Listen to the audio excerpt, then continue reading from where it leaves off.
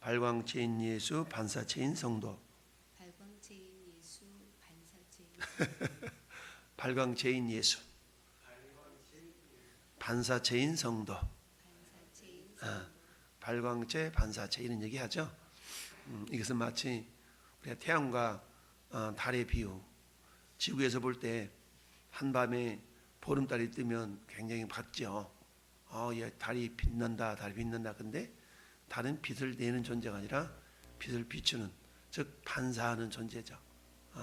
이와 반면에 태양은 뭐라고 합니까? 스스로 빛을 낸다. 그래서 태양을 항성이라고 하죠. 항성. 스스로 빛을 내는 자를 항성이라고 그러잖아요. 나머지는 위성. 위성은 어때요? 항성을 중심으로 돌긴 돌지만 스스로 빛을 내는 존재가 아니라 태양의 빛을 받아서 그 빛을 반사하는 그런 역할을 하는 그런 천체가 보통 위성 또는 행성 이렇게 얘기하죠. 근데 태양은 항성인데 스스로 빛을 낸다. 이처럼 태양은 스스로 빛을 내는 발광체인 반면에 지구에서 볼 때 달은 그 태양빛을 반사시키는 반사체에 불과합니다. 이 마찬가지로 우리 오늘 본문에서 예수님께서는 12절에 예수께서 또 말씀하여 이르시되 나는 세상의 빛이다 라고 말씀하고 있습니다. 세상의 빛이다. 한번 따라할까요?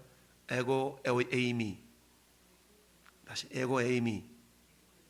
에고 에이미. 에고 에이미. 이게 영어로 말하면 I am 이런 뜻이야. 나는 뭐뭐다. I am a boy. 우리 중학교 다닐 때 가장 기본적으로 배웠던 I am a boy 이런 것처럼 예수님께서도 뭐라고 말씀하면 나는 빛이다.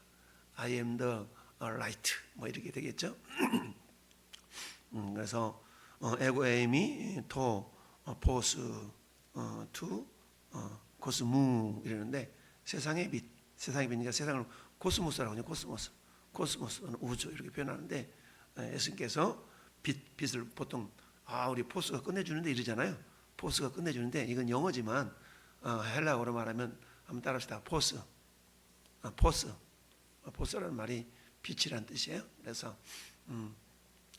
예수님이 내가 세상의 빛이다, 내가 빛이다 라고 말씀하셨을 때 에고 에이미 토 포스 이렇게 얘기하는데요. 자, 요한복음에는 요한복음이처럼 내가 뭐뭐다라는 것을 예수님의 자기 선언 이렇게 표현해요. 예수님의 자기 선언이 요한복음에는 총 7가지가 나타나 있어요. 첫째, 나는 생명의 빛이다. 둘째, 나는 생명의 떡이다. 셋째, 나는 양의 문이다. 나는 선한 목자다. 나는 부활이요 생명이다. 나는 길이요 진리요 생명이다. 나는 참 포도나무다. 이렇게 예수님이 자기 선언 7가지를 요한복음에 하고 있죠. 요한은 이처럼 7가지의 자기 선언을 통해서 예수님이 이런 분이다 라는 걸 드러내주고 있죠. 요한이 기록했던 요한계시록에는 또한 7가지 복, 7복에 대해서 나타나 있어요. 뭐뭐하는 자는 복이 있다. 이 예언의 말씀을 읽는 자와 듣는 자들과 그 가운데서 그 기록한 것을 지키는 자들이 복이 있도다. 계시록 1장 3절 말씀 있죠. 이게 해서 쭉 해서 흰옷을 입고 다니는 자는 복이 있도다. 뭐 이렇게 해서 7가지 복을 쭉 기록하고 있죠. 그런 것처럼 요한이 기록했던 요한복음을 통해서 우리 하나님께서 저는 여러분들에게 오늘 본문에서는 예수님이 나는 세상의 빛이다 라고 말씀하고 있습니다. 세상, 이 세상은 한마디로 말하면 구원받아야 될 모든 인류를 또 지칭한다 라고 말씀을 할 수가 있습니다. 그래서 나는 세상의 빛이니 빛은 빛인데 어디 빛이에요? 세상의 빛이다. 그 세상이라는 것은 모든 인류를 나타내 주고 있습니다. 그러니까 세상의 빛이라는 것은 모든 인류에게 필요한 존재라는 것을 또 의미할 수 있겠죠. 그렇다 그러면 이미 저나 여러분들은 그 빛이신 예수께서 우리를 비추시고 계시는데 우리 안에 오셔서 빛을 비춰주고 계시죠. 따라서 마태복음 5장에서 마태는 우리에게 이렇게 말씀하십니다. 너희는 세상의 빛이다. 근데 요한복음에서는 예수님이 내가 세상의 빛이다 라고 말씀하고 계시죠.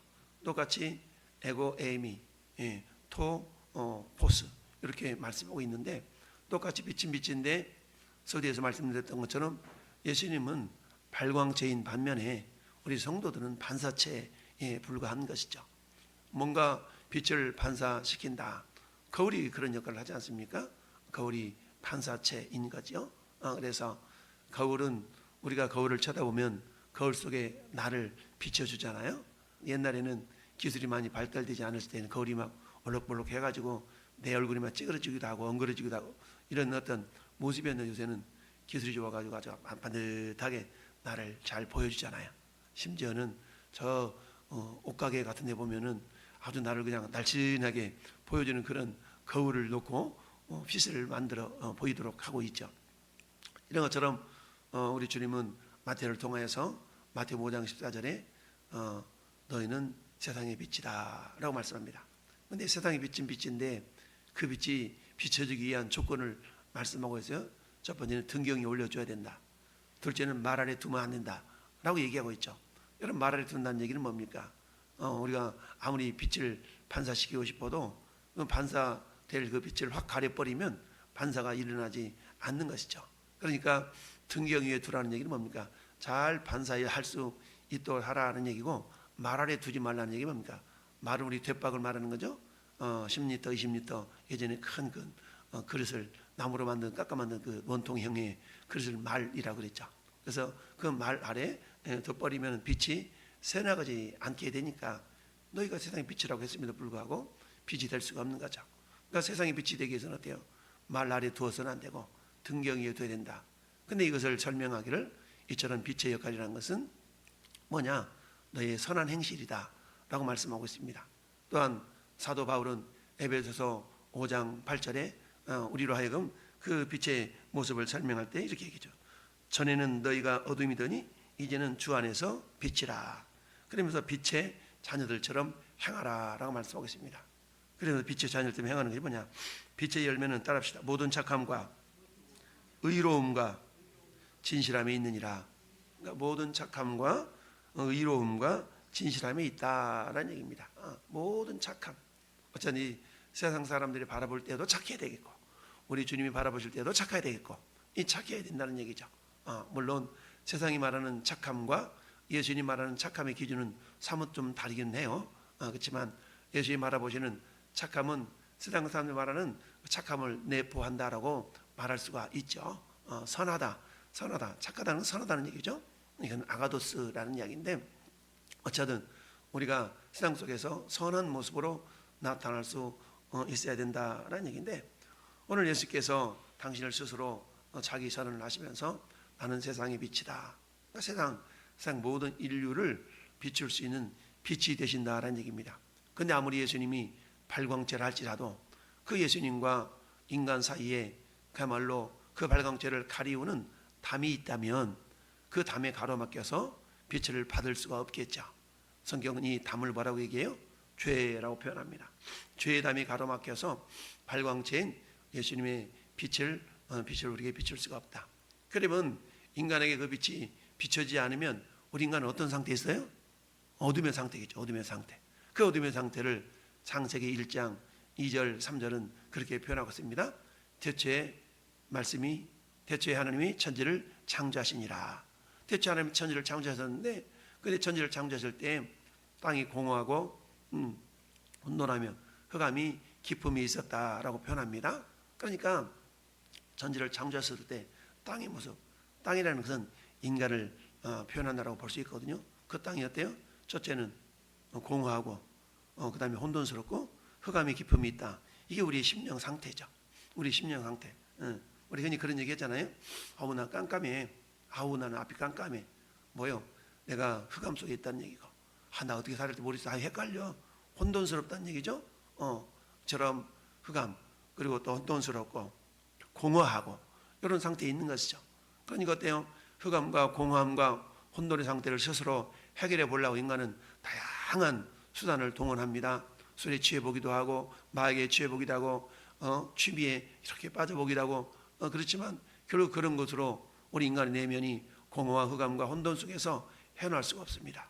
오직 그 문제를 해결할 수 있는 것은 발광제이신 예수님의 빛이 우리의 심령을 비추어 주실 때만이 그것이 어때요? 비로소 질서가 정연한 모습으로 바뀌게 되죠. 그게 뭡니까? 빛이 있으라 하시니 빛이 있었고, 그 빛이라는 것은 라이트를 말하는 것이 아닙니다. 그 빛은 오늘 본문에 주님 말씀하시는 호도스, 포스를 말하는 것이죠. 그래서 예수님이 내가 곧 길이요, 해 호도스라면 길이란 얘기죠. 길이요 진리요, 진리는 알레테이아, 카이 해 알레테이아. 나는 또 뭐다? 진리다. 그리고 생명이다. zoe 해 zoe. 주님이 생명이라는 얘기죠. 그러니까 예수께서 오늘 본문에 있어서 내가 생명의 빛이다, 내가 세상의 빛이다 라고 이처럼 말씀하시면서 에고에미토 포스두 그 코스모 이렇게 말씀하시는 그들 통해서 세상 모든 사람들에게 빛이 필요하다는 것을 역설적으로 또한 표현하고 있는 거고요. 우리는 그와 반면에 우리는 어둠의 존재, 어둠 속에 존재하고 있는, 어둠 가운데 있는 그런 존재라는 것을 역설적으로 표현한다라고 말씀하고 있습니다. 우리는 이미 우리 모든 죄를 회개하고 예수님의 빛을 받아서 우리가 마태복음 5장에 있는 것처럼 세상이 빛이 된 줄로 믿습니다. 이처럼 우리는 세상의 빛이에요.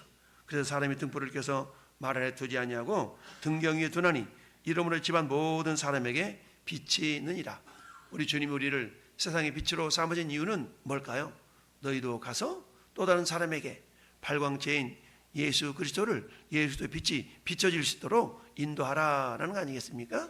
그래서 오늘 본문을 통해서 주님이 말씀하시기를 12절 하반절에 나를 따르는 자는 어둠에 다니지 아니하고 생명의 빛을 얻으리라. 생명의 빛을 얻으리라.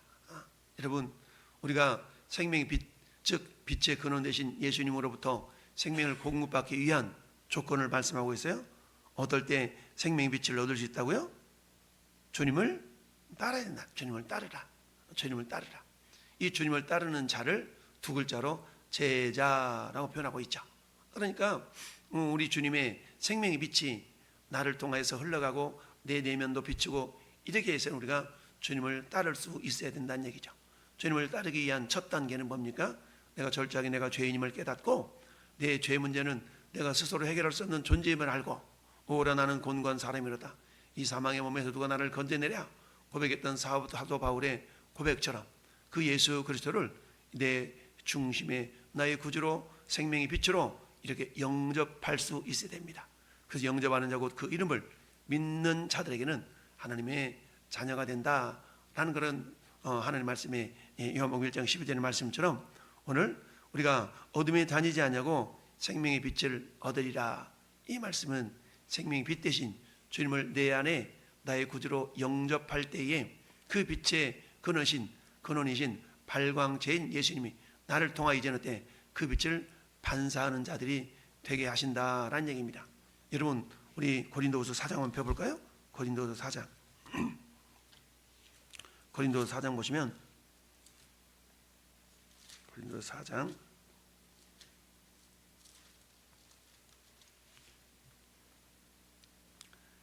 자 3절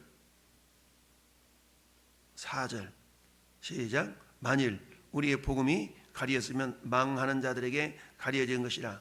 그 중에 이 세상의 신이 믿지 아니한 자들이 마음을 혼미하게 하여 그리스도 영광의 복음의 광채가 비치지 못하게 하미니 그리스도는 하나님의 형상이니라. 아멘. 보니까 복음이 가려졌다. 복음의 핵심이 뭐예요? 예수님이잖아요. 예수님은 생명의 빛이죠. 그래서 이 생명의 빛이 세상 사람들한테 비춰줘야 되는데 세상 사람들에게 비춰지지 못하도록 누가 방해하고 있어요?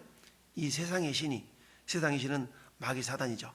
마귀 사단이 어때요? 믿지 아니한 자들의 마음을 혼미케 했어.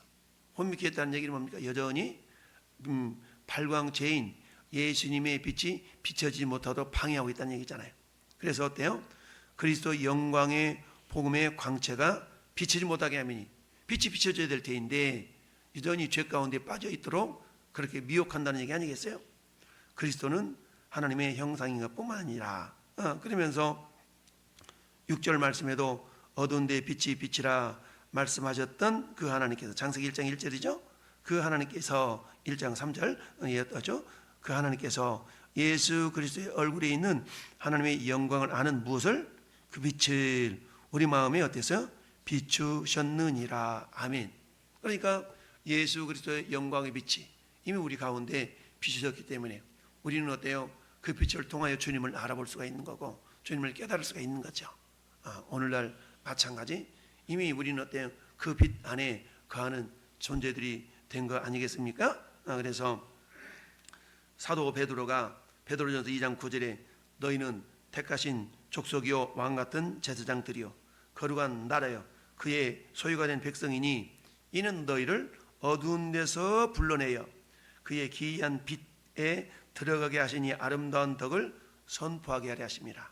우리는 어두운 데서 건전해서 아름다운 빛으로 들어간 존재. 할렐루야. 그러니까 우리 주님의 빛이 우리를 비추고 우리 안에 계시고 우리를 통하여 이제 나타나기를 원하시죠.